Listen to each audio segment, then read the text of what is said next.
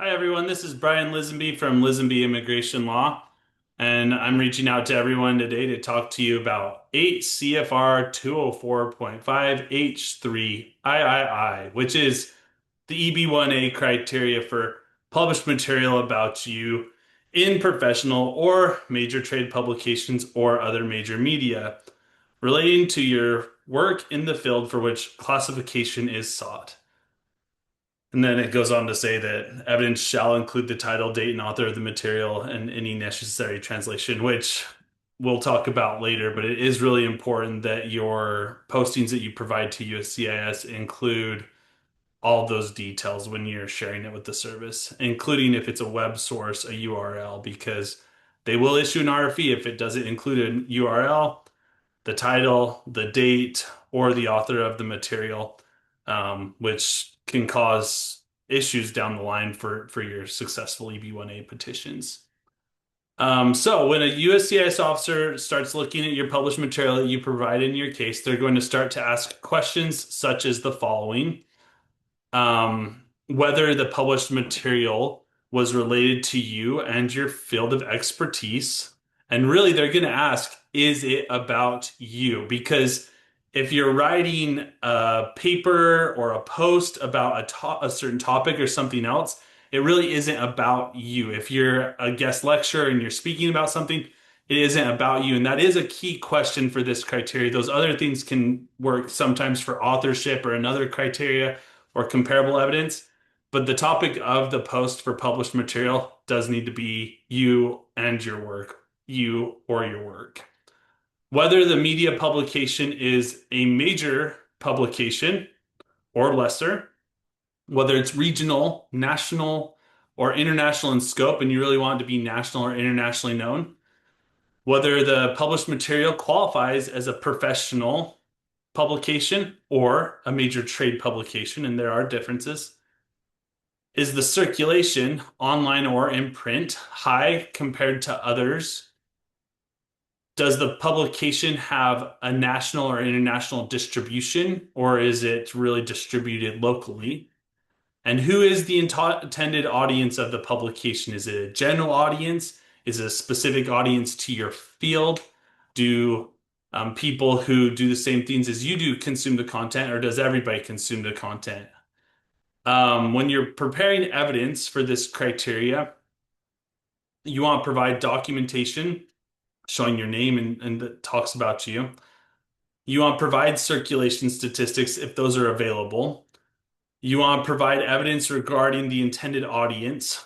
You want to provide translations if it's not originally in English. You want to include the date, title, and author of the material. To be very honest, I actually think the biggest issue with this criteria is USCIS's ability to keep up with technological trends. It's pretty easy for somebody to provide print material, meaning a magazine or a newspaper, and provide circulation statistics about that newspaper because newspapers keep track of how many newspapers they sell, who those are distributed to, where they're distributed. Information like that is pretty widely available. For a digital publication, which the world is digital at this point, right? That information is a lot harder to provide, and USCIS officers have a really, really difficult time understanding or knowing how to use web circulation statistics. Commonly used throughout the field, a lot of lawyers will use things that talk about like the number of clicks a website gets or how many people visit a certain website. Things I've seen people commonly use and that we've used a lot in the past include things like SEMrush or SimilarWeb or other sources that keep that data about how many people are visiting websites, where those people are visiting from throughout the world. It's actually a treasure trove of data. There's a lot of really good information about major websites readily available on the internet. The unfortunate thing is USCIS will still sometimes RFE those evidences and they'll say, we get it. There's people visiting the website, but we don't know how many people are actually reading this article. The reality is you don't know that for print or digital information that's shared. So it's kind of a disingenuous RFE for USCIS to issue.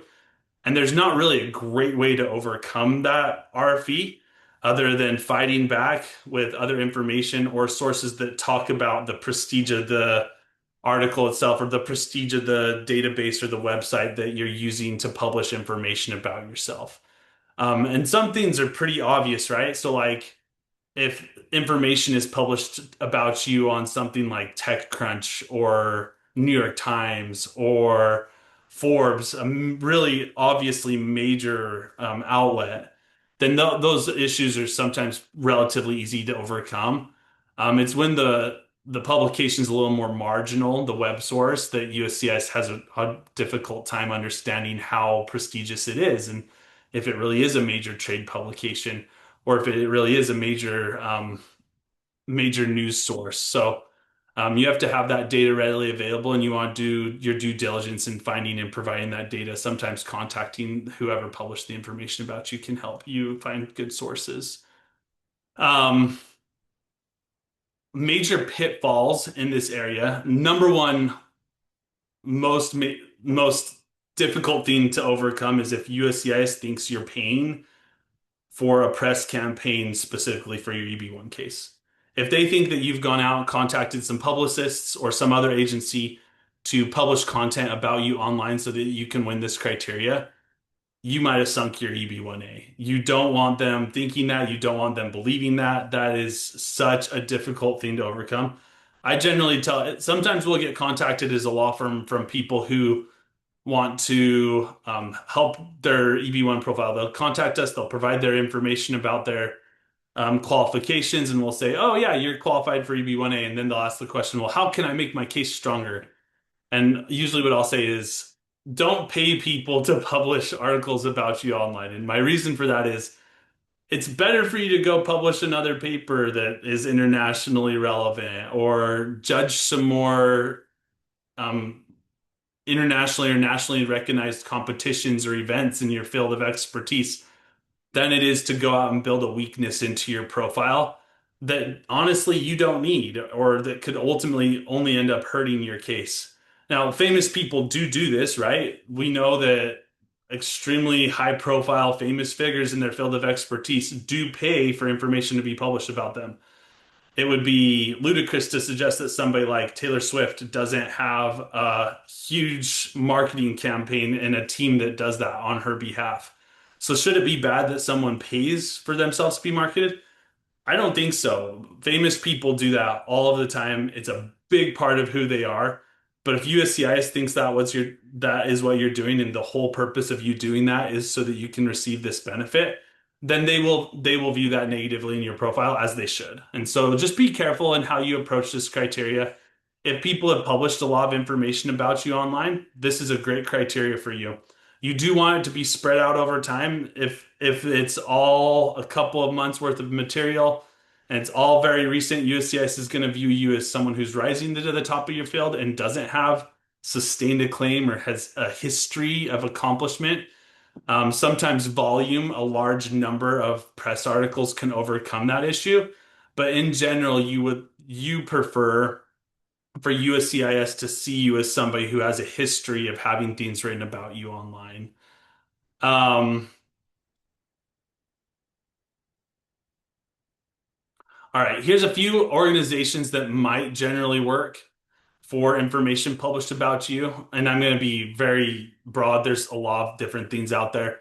A national bar organization publication, something like Game Informer magazine or The Stage, journals on different technologies in your field of expertise. If you do space technology or biotech or software engineering, biology or medicine, if a journal in your field publishes something about you, then that could work.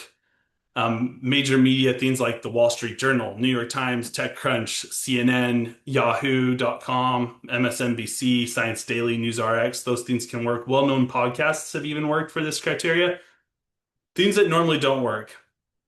Blogs, blog posts, social media posts, articles written about you that aren't related to your field of expertise. So if you save someone's life or something and there's a big article about it, that's not going to help your EB-1A unless that's your field.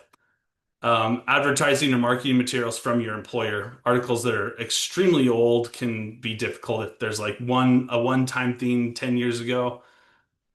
Articles about organizations or projects you're involved in that only mention your name in passing. Things with one quote from you or with your name in only a photo caption or something like that. Just remember when USCIS is evaluating this criteria, they're evaluating your whole profile. So they ultimately want to see if you have sustained a claim in your field of expertise. This is a great way to showcase that, yeah, people know you, they know who you are, you're famous, and so people have written things about you. If it does exist, this is a great criteria, and it will definitely be a blessing in getting your approval for your EB-1A. Thank you.